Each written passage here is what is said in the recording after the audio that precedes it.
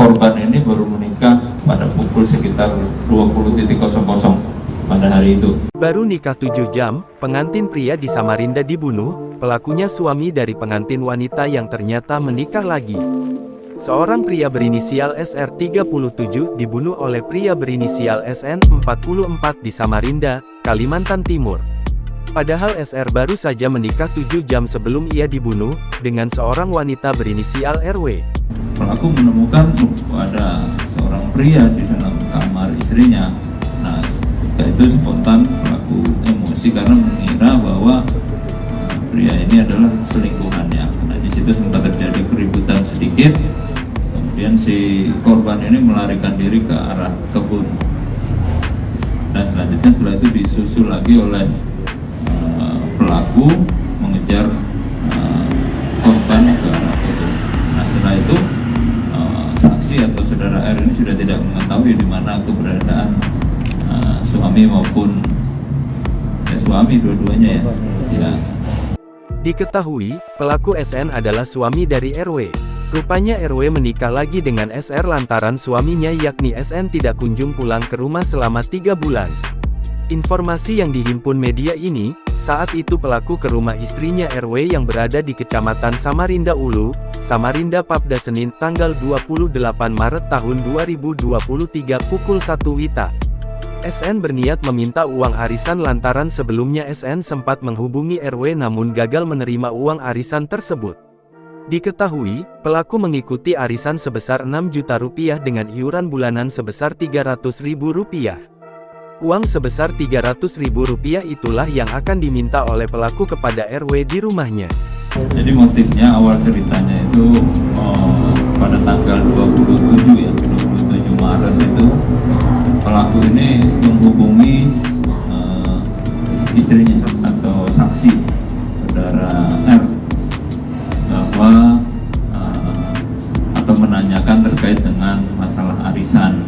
Tapi dalam komunikasi tersebut ada hal-hal yang kurang jelas sehingga akhirnya pelaku ini berkeinginan untuk mendatangi saksi di Samarinda karena selama 3 bulan terakhir ini kan si pelaku ini bekerja di daerah Sotek Penajam.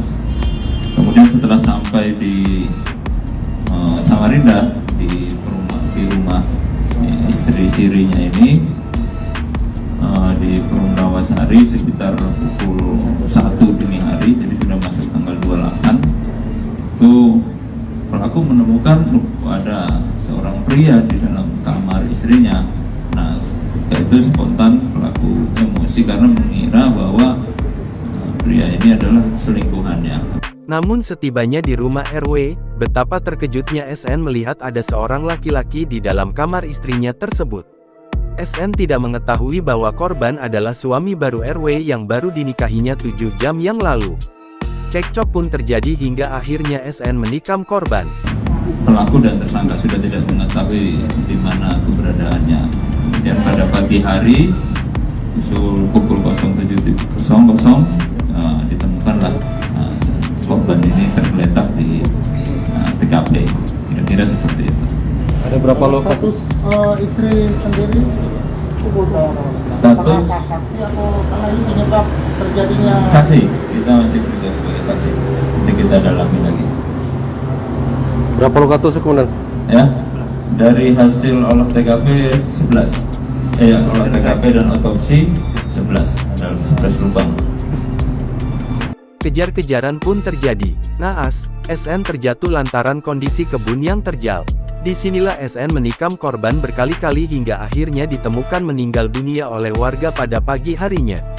Pelaku pun langsung melarikan diri ke Penajam Pasir Utara PPU dengan membawa handphone milik korban yang terjatuh. Namun dari handphone tersebutlah polisi berhasil melacak keberadaan pelaku. Dari hasil pemeriksaan, pelaku mengaku tidak mengetahui bahwa istrinya menikah lagi dengan korban lantaran ia tidak pulang selama 3 bulan untuk bekerja. Atas perbuatannya, pelaku dijerat pasal 338 KUHP subsidiar pasal 365 KUHP dengan ancaman pidana 15 tahun penjara. Jangan lupa subscribe, share, komen, dan like ya!